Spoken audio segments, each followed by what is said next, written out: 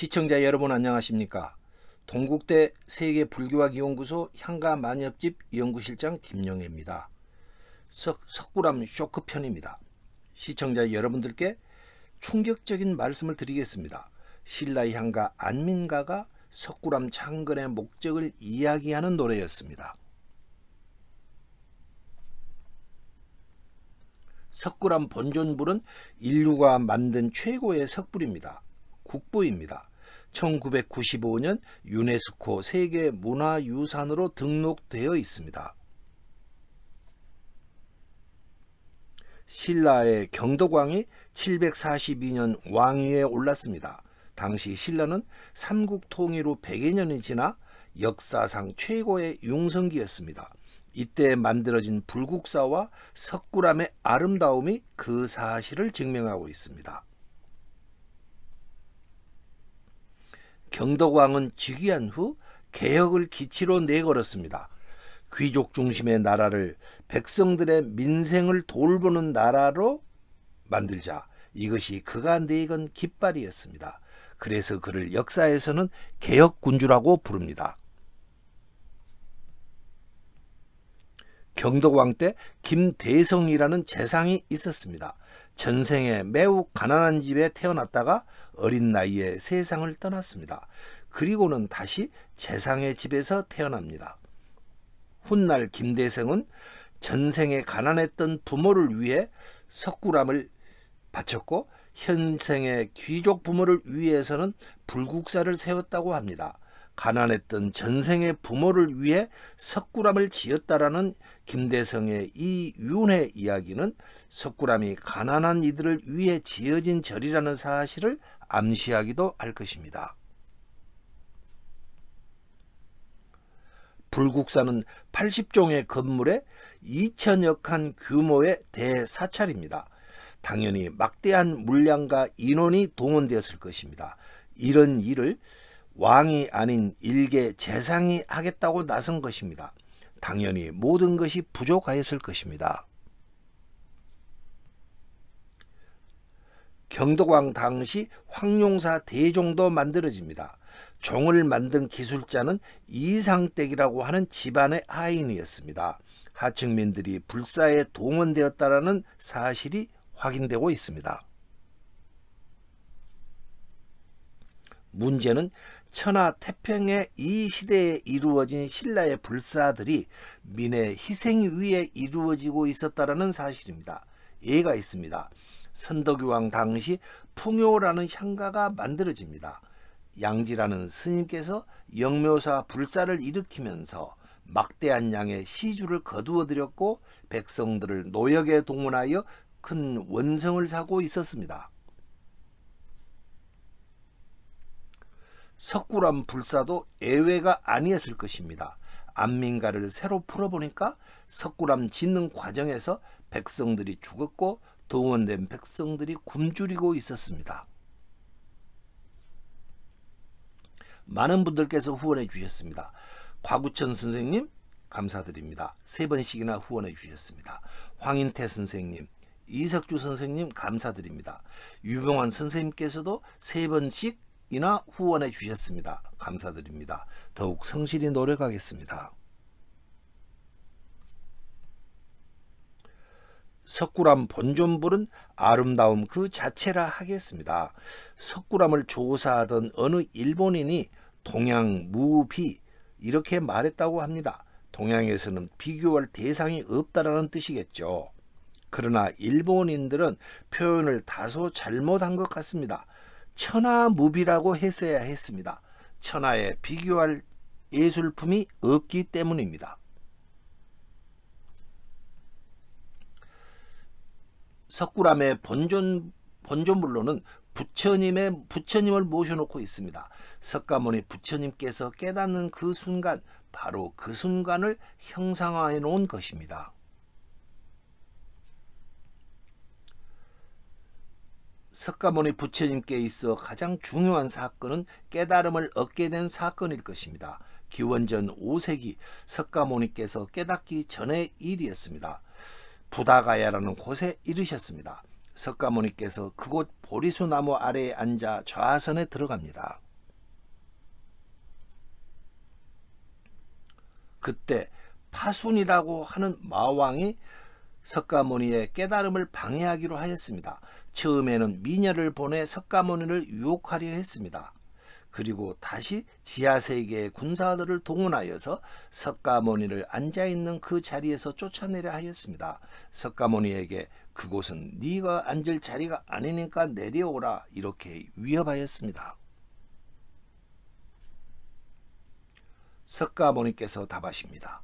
천상천하에 이 자리에 앉을 자격이 있는 사람은 오직 나뿐이다. 지시는 나와서 이 사실을 증명하도록 하라.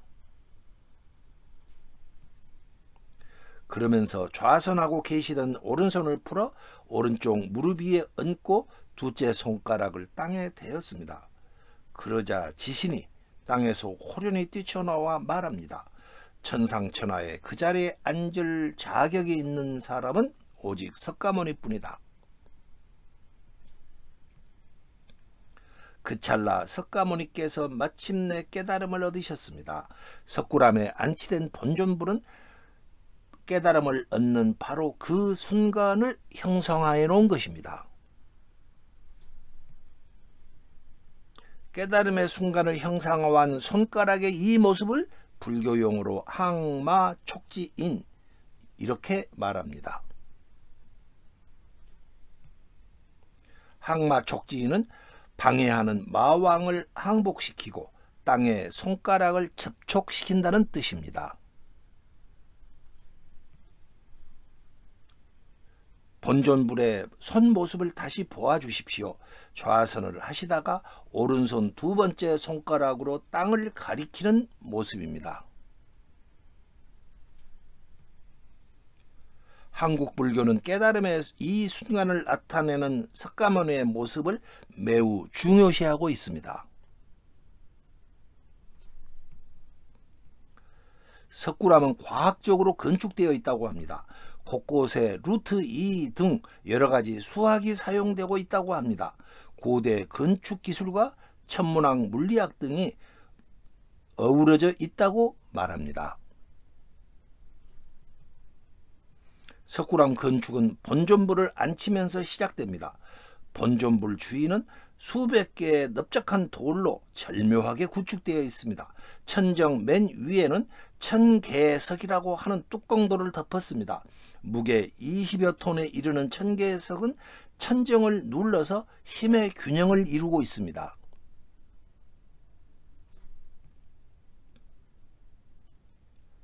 석굴암은 인조 석굴을 만든 다음에 외부를 돌로 감싸는 모습입니다.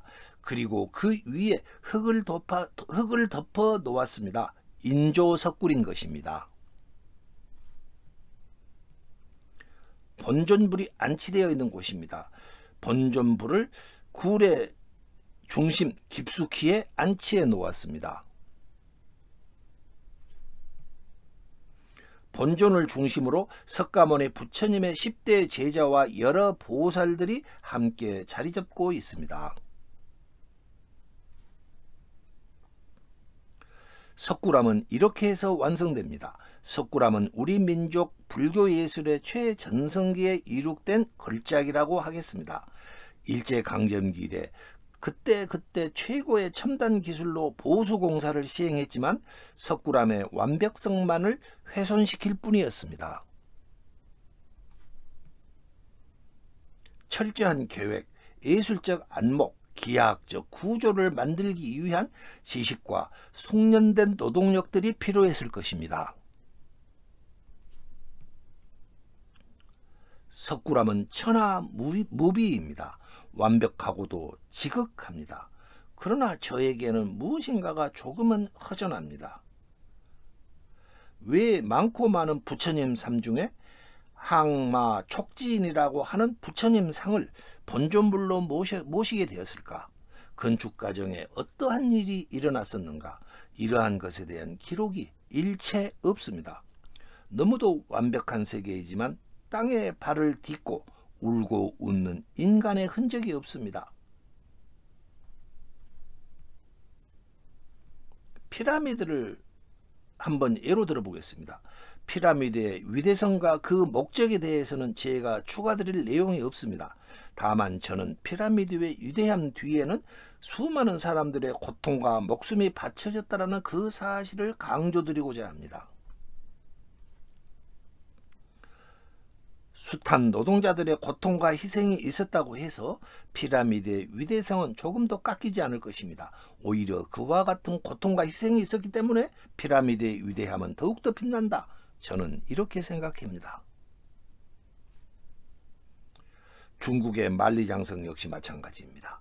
만리장성의 목적이 무엇인지, 그리고 건축 과정에 어떠한 희생이 있었는지에 대해서 우리는 알고 있습니다. 산의 아이 낳으면 키우지 마라. 그대는 아는가? 장성 아래 산더미처럼 쌓인 시체를. 이러한 노래가 있었습니다. 만리장성은 인간의 장성이었습니다. 인간의 냄새가 천지를 진동합니다. 그래서 만리장성 앞에 서면은 가슴이 저려옵니다. 석굴암은 거대한 산염의 체계입니다. 항마 촉진으로 인류를 구제할 지극한 깨달음의 순간을 형상화해 놓고 있습니다. 대한민국을 뛰어넘어 인류의 문화유산임이 분명합니다. 그런데 우리는 석굴암 창건의 목적을 모르고 있습니다. 축조하는 과정에 있었던 그 고통과 희생에 대해서 아는 바가 없습니다. 지혜의 위대함에 압도당하나 인간으로서 흘리는 눈물이 없는 것입니다. 저는 안민가를 해독하는 과정에서 놀라운 사실을 발견합니다. 안민가에 석굴암 창건의 목적이 들어있었던 것입니다. 석굴암을 짓는 과정에서 벌어졌던 어떠한 사건이 기록되어 있었습니다. 안민가 쇼크라고 할 만했습니다.